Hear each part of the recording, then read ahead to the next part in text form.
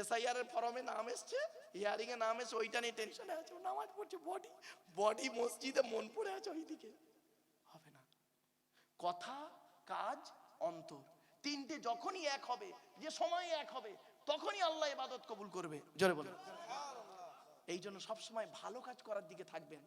কথা, কাজ, অন্তর যখন ভালো কাজের দিকে থাকবে, যখনই থাকবে তখনই কবুল হয়ে যাবে, সে যেই শ্রেণীর মানুষ হোক। কি দাড়িওয়ালা কি টুপিওয়ালা আপনাদের ধারণা হয় মাওলানা মলি সাহেবরা ওরাই মনে হয় আল্লাহর খুব প্রিয়? না গো বাপ, আপনি কি ভাবছেন? দাঁড়ান, মেরাজের হাদিস একটা আনছি, একটু পরেই আসছে, দাঁড়ান। আজকের মেরাজের রাত, আপনি কি জানেন কালকে সবে মেরাজ? 621 খ্রিস্টাব্দে রজব মাসে 27 তারিখে আল্লাহ নবী আল্লাহর সঙ্গে দিদার করেছিলেন, সবে মেরাজ বলে। হ্যাঁ, এই রাতে এসেছিল নামাজ, এই রাতে এসেছিল রোজা, এই যে 5 ওয়াক্ত নামাজ রমজান মাসে রোজা করেন, এই রাতে এসেছিল। আজ সবে মেরাজের রাত, আপনি খেয়াল করেছেন? আবার জুম্মার রাত, কত গুরুত্বপূর্ণ রাতে আপনারা জলসা দিচ্ছেন, এখনো বুঝতে পারেননি। এত বড় ইবাদতের রাত আজকে, আপনি ভাবতে পারেননি। আমার বাপেরা, একটু ধৈর্যের পরিচয় দিন বাপ। চলেন, এবার আসছি 4 নাম্বার। জিকির মানে কি জানেন? নামাজ। কি বললাম? জিকির মানে নামাজ। দলিল কোরআনে আল্লাহ বলছেন, ইয়া আইয়ুহাল্লাযীনা আমানু ইযা নুদিয়া লিস-সালাতি মিন ইয়াউমিল জুমআতি ফাসআউ ইলা যিকরিল্লাহি ওয়া যারুল বাই'a যালিকুম খায়রুল লাকুম ইন কুনতুম তা'লামুন। 28 নম্বর পারা 13 নম্বর পৃষ্ঠা 6 নম্বর লাইন, সূরার নাম সূরা জুমার 9 নম্বর আয়াত। হে ঈমানদার বান্দাগণ, জুমার দিনে যখন তোমাকে আহ্বান করা হবে, ফাসআউ ইলা যিকরিল্লাহ, ছুটে চলে এসো আল্লাহর জিকিরের দিকে। তার মানে ছুটে চলে এসো নামাজের দিকে। এখানে জিকির মানে লা ইলাহা ইল্লাল্লাহ বলা নয় বাবা, জিকির মানে নামাজ। এজন্য একটা শব্দ বিভিন্ন অর্থ দিচ্ছে, দেখুন কি ভাবছেন? আবার জিকির মানে গবেষণা করা, জিকির মানে আইন কানুন, অ্যাকর্ডিং টু ইসলামিক ল। কোরআনের দলিল সব আছে কোরআনে, কি নেই কোরআনে আমরা আপনাদেরকে বলতে পারিনি, এই জন্য প্রবলেমে পড়েছি। চলো, আচ্ছা বাপেরা, টেনে টেনে বলছি না বলে অসুবিধা হচ্ছে আপনাদের? টেনে, আচ্ছা একটু দাঁড়ান, মালটা গরম হয়ে যাক, টেনে টুনে দিচ্ছি বাবা একটু, কারণ অনেক সময় টান না দিলে বললো বেকার, খুব কষ্ট হয়। চলেন আমার বাপেরা, এবার আসছি কালেমায়ে তয়্যিবা পড়লাম, কেন পড়লাম? এবার হাদিস দুই একটা শুনে নিন। আল্লাহ রাসূল বলছেন, বুখারীর হাদিস, মাসালুল লাযী ইয়াযকুরু রাব্বাহু ওয়াল্লাযী লা ইয়াযকুরু রাব্বাহু মাসালুল হায়্যি ওয়াল মাইয়্যিত। আল্লাহ নবী বলছেন, যে ব্যক্তি আল্লাহর জিকির করলো না আর যে ব্যক্তি আল্লাহর জিকির করলো, দুটো ব্যক্তি কোনোদিন এক হতে পারে না। যে ব্যক্তি আল্লাহর জিকির করলো না ও হলো মৃত ব্যক্তি, আর যে ব্যক্তি আল্লাহর জিকির করলো ও হলো জীবিত ব্যক্তি। শুনে নিন, কোরআনের আয়াত পড়লে শুনলে নাকি, হাদিস পাক পড়লে শুনলে নাকি, কিছু বুঝতে পারছেন? চলুন আরেকটা হাদিস, আল্লাহ রাসূল বলছেন, লা ইয়াজালু লিসানুকা রাতাবাম মিন যিকরিল্লাহ।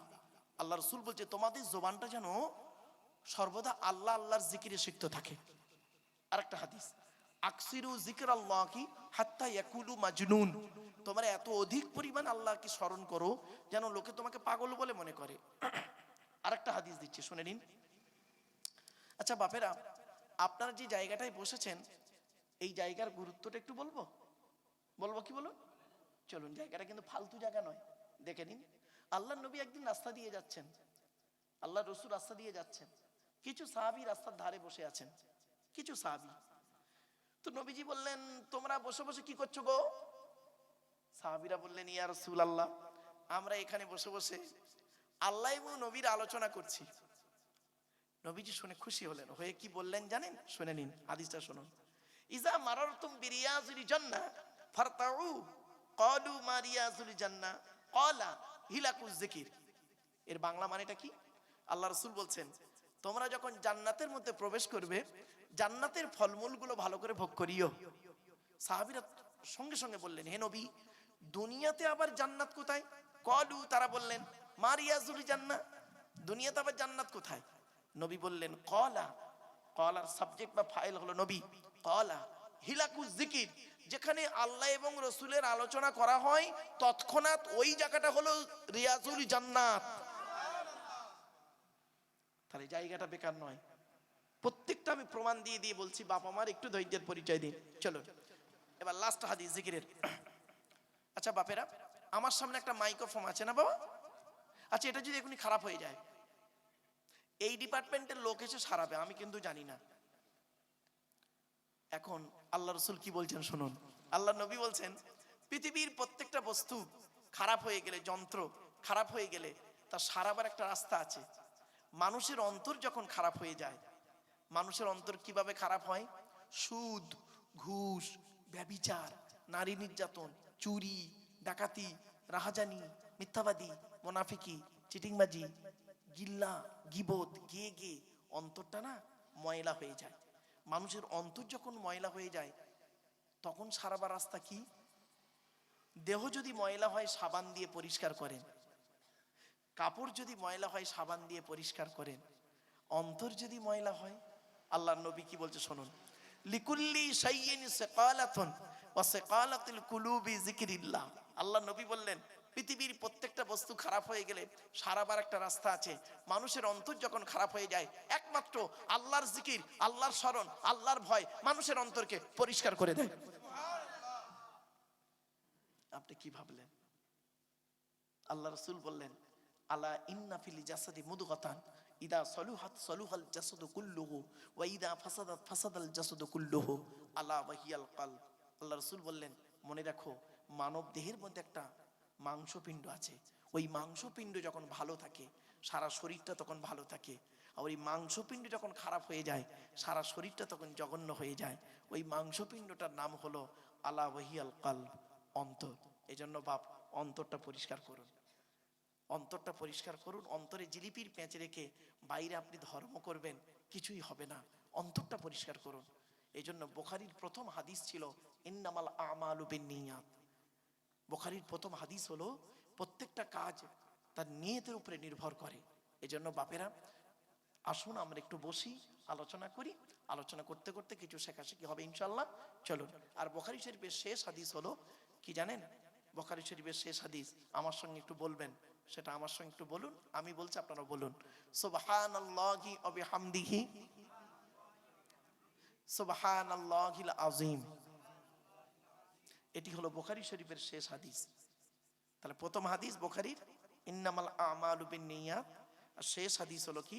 সুবহানাল্লাহি ওয়া বিহামদিহি সুবহানাল্লাহিল আযীম। বুখারীর শেষ হাদিস।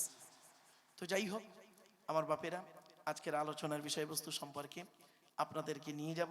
প্রথমে কিছু প্রাথমিক কিছু করে পৃথিবীর মানুষকে বলে দিলেন। 15 নম্বর পারার 18 নম্বর পৃষ্ঠার 14 নম্বর লাইনে সূরার নাম সূরায়ে কাহফের 54 নম্বর আয়াতে আল্লাহ বলেন, ওয়ালাকাদ সাররাফনা ফি হাদাল কুরআন লিন্নাস মিন কুল্লি মাসাল ওয়া কানাল ইনসানু আকসারা শাইইন জাদালা। এর বাংলা মানে কি? আল্লাহ বলেন, আমি এই কোরআনের ভিতরে পৃথিবীর সমস্ত জিনিসের বর্ণনা মানুষের জন্য উদাহরণ সহ সুন্দর করে বর্ণনা করে দিয়েছি। ওয়াকানাল ইনসানু আকসারা শাইইন জাদালা। বেশিরভাগ মানুষ এ কোরআন বোঝে না, না বুঝে নিজেদের মধ্যে মারামারি ঝগড়া করে। কোরআন বলছে ওয়াকানাল ইনসানু আকসারা শাইইন জাদালা। বেশিরভাগ মানুষ এ কোরআন বোঝে না, না বুঝে নিজেদের মধ্যে মারামারি ঝগড়া করে। তা আমি আপনাদেরকে অনুরোধ করছি বাপেরা, আপনারা যে যেখানে আছেন দয়া করে মেহেরবানি করে চলে আসেন। আর আমি আপনাদের কাছে একটা অনুরোধ করছি, সেটি হলো কি, চেষ্টা করবেন অজু অবস্থায় জলসা শোনার চেষ্টা করবেন। আর একচি তোমাদেরকে বলছি, বাবা একটু সাইড সুইট হয়ে বসো বাপ, যাতে করে এদের একটু অসুবিধা না হয়। হ্যাঁ, ঠিক আছে? এই এই এই এই দিক থেকে একটু সরিয়ে নাও বাবা, ওই মুরব্বী বাবাজি দেখতে পাচ্ছে না হয়তো। আচ্ছা, আর একটা কথা বলি, আলোচনার শুরুতে একটা সুন্দর হাদিস আমরা একটু জেনে নিই, চলেন। আচ্ছা, আমি কি এদিক সরে গেলে ভালো হয় বাবা? হ্যাঁ, ঠিক আছে, ঠিক আছে। আমি আপনাদেরকে বক্তব্য শুরুতেই বাবা কয়েক কটা কথা আপনাদের কাছ থেকে আমি উত্তর নেব, প্রশ্নের উত্তর নেব। এক নাম্বার হলো, আপনাদের হাতে 2-2.5 ঘন্টা সময় হবে? হবে ইনশাল্লাহ? আচ্ছা ঠিক আছে, এক নাম্বার। 2 নাম্বার হলো, আপনাদেরকে আমি অনুরোধ করছি, অর্ডার করছি না বাপ, অর্ডার করার অনুমতি আল্লাহ আমাকে দেয়নি, অর্ডার করার অনুমতি আল্লাহ আমাকে দেয়নি, আমাকে আল্লাহ অনুরোধ করার অনুমতি দিয়েছে। কথাটা খুব মারাত্মক কথা বললাম। অর্ডার করবে কে? আল্লাহ। অর্ডার করবে নবী, অর্ডার করবেন আল্লাহ, অর্ডার করবেন নবী। তাহলে আমরা কি করব? আমরা আল্লাহর কথাটাকে নিয়ে, নবীর কথাগুলো নিয়ে আপনাদের কাছে অনুরোধ করব, ঠিক না বেঠিক? আর সেই কথা মোতাবেক যদি আপনি এবং আমি পৃথিবীতে চলতে পারি, শান্তিতে থাকতে পারবো, ইনশাআল্লাহ আখিরাতে জান্নাত পাবো। এই তো ওয়াজ। এই জন্য আপনাদেরকে বলছি, আপনারা কি বর্তমান সময়ের কিছু, ভাষাটা ফলো করবে না, বর্তমান সময়ের কিছু গতানুগতিক বক্তার মতো ওয়াজ শুনতে চান, না নবীজি যেভাবে ওয়াজ করতেন সেই ওয়াজ শুনতে চান? এখন আমাদের জানতে হবে নবীজি কিভাবে ওয়াজ করতেন, ঠিক কিনা? চলেন হাদিসটা জেনে নিই। হাদিসটা কোথায় আছে? মিশকাত শরীফে আছে, বুখারী শরীফেও হাদিসটা আছে। বর্ণনাকারী কে? হযরতে আব্দুল্লাহ ইবনে মাসউদ রাদিয়াল্লাহু তাআলা আনহু, তিনি বর্ণনা করছেন। আচ্ছা, আব্দুল্লাহ ইবনে মাসউদ রাদিয়াল্লাহু তাআলা আনহু কে ছিলেন? তিনি ছিলেন নবীর একজন সাহাবী, অপরদিকে নবীর একজন খাদিম, অপরদিকে একজন ফাকিহ, অপরদিকে ছিলেন একজন খুব ভালো হাফিজ এবং খুব ভালো যোগ্যতা সম্পন্ন মানুষ। আর কি বলবো, সেই আব্দুল্লাহ ইবনে মাসউদ রাদিয়াল্লাহু তাআলা আনহু তিনি ছিলেন নবীর খাদিম। কিরকম খাদিম? আল্লাহ রাসূলের জুতো মোবারক বইতেন, আল্লাহ রাসূলের পাগড়ি মোবারক বইতেন, আল্লাহ রাসূলের জুব্বা মোবারক বইতেন, আল্লাহ রাসূলের মেসওয়াক মোবারক বইতেন, লোটা, এগুলো বইতেন, রাসূলুল্লাহর সঙ্গে থাকতেন। তিনি বর্ণনা করছেন, আল্লাহর নবী ওয়াজ করতেন। কবে ওয়াজ করতেন? শুনে নিন। বৃহস্পতিবার দিনগত রাতে এশার নামাজের পরে সাহাবীদেরকে নিয়ে গায়ে গায়ে বসে টু দি পয়েন্টের উপরে নবীজি আমাদের বুঝিয়ে বুঝিয়ে ওয়াজ করে শোনাতেন। তাহলে 5টা পয়েন্ট পেলাম। ওয়াজের উত্তম রাত কোনটা? বৃহস্পতিবার দিনগত রাত। আজকে রাতটা কি আছে? তাহলে হাদিসটা মিলে গেল, এক নাম্বারটা। 2 নাম্বার, নবীজি ওয়াজ করতেন কখন? আপনারা এখানে ওয়াজ শুনতে বসেছেন কখন? তাহলে 2 নাম্বারটা মিলে গেল। 3 নাম্বার, নবীজি কাদেরকে নিয়ে ওয়াজ করতেন? সাহাবীদেরকে নিয়ে ওয়াজ করতেন। এখন নবীও নেই, সাহাবীও নেই, এখন আছে কারা? আল্লাহ রাসূল বলেছেন, আল উলামাউ ওয়ারাসাতুল আম্বিয়া, উলামারা হলো নবীদের উত্তরাধিকারী, আর সাহাবীরা বলেন নবীর শ্রোতা। তো আপনারা হলেন মোমেন বান্দা, বক্তাদের শ্রোতা। তাহলে 3 নাম্বারটা মিলে গেল। 4 নাম্বারটা কি ছিল? 4 নাম্বারটা, সাহাবীরা কিভাবে বসতেন বাবা? গায়ে গায়ে বসতেন। এই 4 নাম্বারটা মেলানোর জন্য আমি আপনাদের অনুরোধ করছি, বাবা আমার একটু আগিয়ে আগিয়ে আসবেন, একটু দয়া করে একটু আগিয়ে আগিয়ে আসেন বাবা, একটু দয়া করে আগিয়ে আগিয়ে আসেন বাপেরা। তাহলে 4 নাম্বার হাদিসটা আমাদের আমল হয়ে গেল। আচ্ছা, আমি যে আপনাদের গায়ে গায়ে বসতে বললাম, আমি কিন্তু বলিনি, বলেছেন কে? আল্লাহ রাসূল বলেছেন। এখন এই গায়ে গায়ে বসতে হবে, আল্লাহ কি বলেছেন? চলুন দেখে নি কোরআন কি বলছে দেখি। কোরআনের কোথায় লেখা আছে? 28 নম্বর পারার 2 নাম্বার পৃষ্ঠার 13 নাম্বার লাইন, সূরার নাম সূরা মুজাদালা, আয়াত নাম্বার 11, আল কোরআন। ইয়া আইয়ুহাল্লাযীনা আমানু, হে ঈমানদার বান্দাগণ, ইযা কিলা লাকুম তাফাসসাহু ফিল মাজালিসি ফাফসাহু ইয়াফসাহিল্লাহু লাকুম ওয়া ইযা কিলা আনশুযু ফানশুযু ইয়ারফাইল্লাহু লাকুম। আল্লাহ বলেন, হে ঈমানদার বান্দাগণ, মজলিসের ভিতরে যখন ফাঁকা জায়গায় তোমাকে পূরণ করতে বলা হবে, তখন তুমি সামনের ফাঁকা জায়গাটা পূরণ করে দেবে। ফাঁকা জায়গায় ফাঁকা রাখলে অসুবিধাটা কি? চলুন দেখে নিই। শয়তান ওখানে বসবে, কানে কানে কুমন্ত্রণা দেবে। শয়তান কি চায় ওটা কোরআন জানিয়ে দিচ্ছে। দেখুন পবিত্র কোরআন 7 নম্বর পারার 2 নম্বর পৃষ্ঠার 3 নম্বর লাইন, সূরার নাম সূরা মাইদার 91 নম্বর আয়াত। ইন্নামা ইউরিদুশ শাইতানু আইয়ুকিয়া বাইনাকুমুল আদাওয়াতা ওয়াল বাগদাআ ফিল খামরি ওয়াল মাইসিরি ওয়া ইয়াসুদ্দাকুম আন যিকরিল্লাহ ওয়া আনিস সালাত। আল্লাহ পাক বলেন, শয়তান কি চায় জানো? মদ আর জুয়ার মাধ্যমে শয়তান তোমাদের মাঝে মারামারি লাগিয়ে দিতে চায়। আর কি চায়?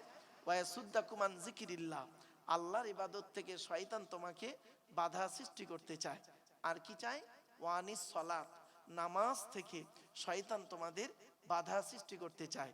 তাই কোরআনের উদ্ধৃতি দিয়ে আলোচনার প্রারম্ভে আপনাদেরকে আমি আহ্বান করছি। পবিত্র কোরআন 2 নম্বর পারার 11 নম্বর পৃষ্ঠা 9 নম্বর লাইন, সূরার নাম সূরা বাকারার 208 নম্বর আয়াত। আল্লাহ বলছেন, ইয়া আইয়ুহাল্লাযীনা আমানু উদখুলু ফিস সিলমি কাফা, হে ঈমানদার বান্দাগণ, পরিপূর্ণভাবে ইসলামের মধ্যে প্রবেশ করো। ওয়ালা তাত্তাবিউ খুতুওয়াতিশ শয়তান, শয়তানের পথকে অনুসরণ করিও না। ইন্নাহু লাকুম আদুউম মুবিন, শয়তান হলো তোমাদের প্রকাশ্য দুশমন। So I request for you, so mind excuse me, আলোচনার প্রারম্ভে আপনাদেরকে আমি একটু আহ্বান করলাম। এবার আসছি 5 নাম্বার পয়েন্ট। নবীজি কিভাবে ওয়াজ করতেন বাবা? টু দি পয়েন্টের উপরে বুঝিয়ে বুঝিয়ে সাহাবীদেরকে ওয়াজ করে শোনাতেন। এটা হালাল, এটা গ্রহণ করো, এটা হারাম, এটাকে বর্জন করো। নবীজির ওয়াজ ছিল এইরকম। যে সাহাবী বক্তব্য বুঝতে পারতেন না, সঙ্গে সঙ্গে হাতটা তুলে বলতেন, ইয়া রাসূলুল্লাহ, আমি কথাটা বুঝতে পারলাম না, দয়া করে একটু খুলে বলবেন। আল্লাহর নবী রেগে যেতেন না, মুচকে হেসে নবীজি তাকে সুন্দর করে বুঝিয়ে দিয়ে বলতেন, আফাইমতা বিহাদাস সাদাত, এবার তুমি বুঝতে পেরেছো? লোকটা বলতো, নাম ফাহিমতু ইয়া রাসূলুল্লাহ, আমি বুঝতে পেরেছি। তখন নবীজি অন্য আলোচনায় যেতেন। এটা হলো নবীজির ওয়াজ। তা আজ আমরা আলোচনা রাখবো বাবা। একটু ধৈর্যের পরিচয় দিন আপনাদেরকে বলি। আপনারা আমার সঙ্গে একটু, আমার জন্য একটু দোয়া করেন। আগেই আমি বলি বাপ, আমি তেমন ইলম কালাম আমার নেই, তেমন জ্ঞানী মানুষ আমি নই। আমি মনে করি আমার জ্ঞানটা হলো সীমিত কিছু বই পুস্তক অক্ষর সিলেবাসের জ্ঞান। আর আপনাদের জ্ঞানগুলো হলো বিভিন্ন রকম কোয়ালিটি কোয়ান্টিটি বক্তার বক্তব্য শোনা জ্ঞান। তা আমি মনে করি আপনাদের জ্ঞানগুলো হলো প্রশান্ত মহাসাগরের মতো জ্ঞান। আর ওই প্রশান্ত মহাসাগরের উপরে ছোট্ট একটা কলসির মতো আমার জ্ঞান। আমি আপনাদের জ্ঞান দিতে এসেছি, এটা যেন কোনোদিন ভাববেন না আমি আপনাদের জ্ঞান দেওয়ার ক্ষমতা রাখি নাই। পেশাগত দিক থেকে আমি একজন উচ্চ মাধ্যমিক হাই মাদ্রাসার শিক্ষক, কলেজ এবং ইউনিভার্সিটির ছেলে মেয়েও পড়াই। আমি একজন ছাত্র এখনো, কাজে আমি একজন ছাত্র বাপ। 5টা ধর্মগ্রন্থের এখনো ছাত্র আমি। ইহুদিদের ধর্মগ্রন্থের নাম হলো তাওরাত, সব থেকে বড় কেতাব, আকারে বড়। তাওরাত কত পারা? মুসা নবীর উপরে নাজিল হয়েছিল 40 দিন ধরে। মুসা নবীর উপরে নাজিল হয়েছে তাওরাত কেতাব 1000 পারা, রমজান মাসের 6 তারিখে। সেই তাওরাত কেতাবের আমি একজন ছাত্র বা। তারপরে আল্লাহ একটা কেতাব পাঠিয়েছিলেন, কেতাবটির নাম হলো জবুর কেতাব, দাউদ নবীর উপরে। জবুর কেতাব কত পারা? 150 পারা। কত বললাম বাপ? এগুলো মনে রাখবেন। আমার আলোচনা শুরুতেই এইগুলো না মনে রাখলে আপনি বক্তব্য বুঝতে পারবেন না। জবুর কেতাব হলো 150 পারা। দাউদ নবীর উপরে নাজিল হয়েছে রমজান মাসের 8 তারিখে, মানে 8ই রমজান। তার তাওরাত এলো কতই রমজান? 6 রমজান। আর জবুর এলো 8ই রমজান। তারপরে আল্লাহ যে কেতাবটা পাঠিয়েছিলেন, কেতাবটার নাম হলো ইনজিল। পরবর্তী নাম হলো বাইবেল। ও দুটো ভাগ, ওল্ড টেস্টামেন্ট, নিউ টেস্টামেন্ট। সেই ইনজিল কেতাব কত পারা? ইনজিল কেতাব হলো ঈসা নবীর উপরে নাজিল হয়েছিল। আর ইনজিল কেতাব হলো 27 পারা। কবে নাজিল হলো? রমজান মাসের 18 তারিখে। তাহলে তিনটে হলো। আর একটা হলো, যারা আমার সনাতন ধর্মের ভাইরা অর্থাৎ হিন্দু ভাইরা বক্তব্য শুনতে এসেছেন বা আসেন, শ্রীমতী ভগবদ গীতারও আমি একজন ছাত্র। আর 5 নম্বর কেতাবটি হলো কি জানেন, আমার হাতেই রয়েছে। এই কেতাবটি হলো দি হলি কোরআন। এই কোরআনুল মাজিদ কবে নাজিল হয়েছে শুনে নিন। হযরত মুহাম্মদ সাল্লাল্লাহু আলাইহি ওয়াসাল্লামের উপরে 30 পারা বিশিষ্ট 610 খ্রিস্টাব্দে 1 ফেব্রুয়ারি সোমবার, মনে থাকবে সব, 610 খ্রিস্টাব্দের 1 ফেব্রুয়ারি সোমবার। আর আরবি মাস হলো রমজান মাসের লাইলাতুল কদরের রাত। জোরে বলো। তাহলে 4টে কেতাবের খবর পেয়ে গেলেন। আচ্ছা, আল্লাহ পৃথিবীতে কটা কেতাব পাঠিয়েছে একটু জেনে নিই। 104টা। কত বাপ?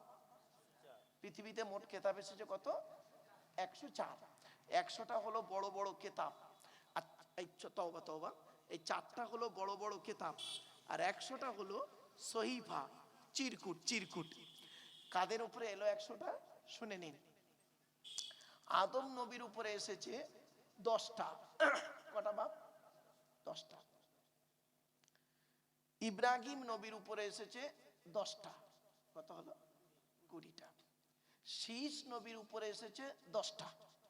কত হলো? 30টা। আর সলেহ নবী, লুত নবী, ইয়াকুব নবী আর আইয়ুব নবী, এই 4টে নবীর উপরে এসেছে 5টা 5টা 20টা। কত হলো? 50টা। আর ইদ্রিস নবীর উপরে এসেছে 50টা। তাহলে হয়ে গেল 100টা। ক্লিয়ার না? বুঝতে পারলেন না? এবারে আসছি, নবী কত এসেছেন? পৃথিবীতে নবী এসেছেন অগণিত। একটা সংখ্যা ধরা হয় 1,24,000।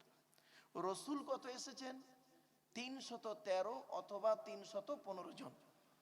এগুলো মনে রাখুন, এগুলো না জানলে বা বেকার হয়ে যাবে সব। চলো,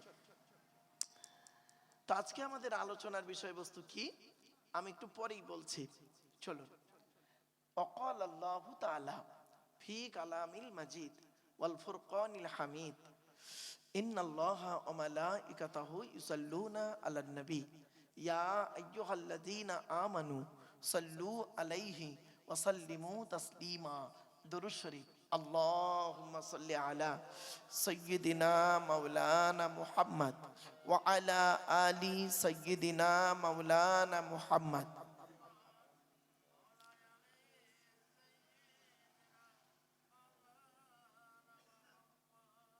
আমার বাপেরা, একটা কথা আপনাদের বলি, আমরা জলসা দিই কেন জানেন? জলসা দেন কেন? 3টে কারণে জলসা দেওয়া হয়। কটা বাপ? আমার সঙ্গে একটু কথা বলেন। 3টে কারণে জলসা দেওয়া হয়। 1 নাম্বার কি? অজানাকে জানা। কি বললাম? অজানাকে জানা। 2 নাম্বার কি? ভুল সংশোধন করা। কি বললাম বাপ? ভুল সংশোধন করা। কি ভুল সংশোধন হবে? একটু দাঁড়ান, একটু দাঁড়ান, এখানেই বুঝতে পারবেন কি ভুল সংশোধন হচ্ছে। আর অজানাকে জানা, কি অজানা জানা? একটু ধৈর্যের পরিচয় দিন। 3 নাম্বার হলো কিছু পরামর্শ নিয়ে নেওয়া। কি বললাম বাপ? আচ্ছা, কি পরামর্শ দেব? আমি নিজের থেকে কোনো পরামর্শ দেব না আপনাদের। According to Islamic law, not only according to Indian law, according to Islamic law, এই আল্লাহর বিধান থেকে আমি কিছু আপনাদেরকে পরামর্শ দেব। আর tradition of prophet Mohammad Mustafa সাল্লাল্লাহু আলাইহি সাল্লাম, অর্থাৎ আল্লাহ রসুলের মোহাম্মদ ইসলামের আখিরি নবীর কিছু হাদিস থেকে আপনাদের পরামর্শ দেব। এই কোরআন আর হাদিসের পরামর্শগুলি যদি আমি এবং আপনি পৃথিবীতে চলতে পারি, মেনে চলতে পারি, আশা করি শান্তিতে থাকতে পারবো, ইনশাআল্লাহ পরকালে জান্নাত পাবো। ব্যাস, এই 3টে কারণে জলসা দেওয়া হয়, অন্য কোনো কারণে জলসা দেওয়া হয় না। আমরা কিন্তু এই 3টেই কিন্তু ঠিক মতো পালন করি না। কিছু অজানা জিনিস জানবো, এই উদ্দেশ্যেই বসেন।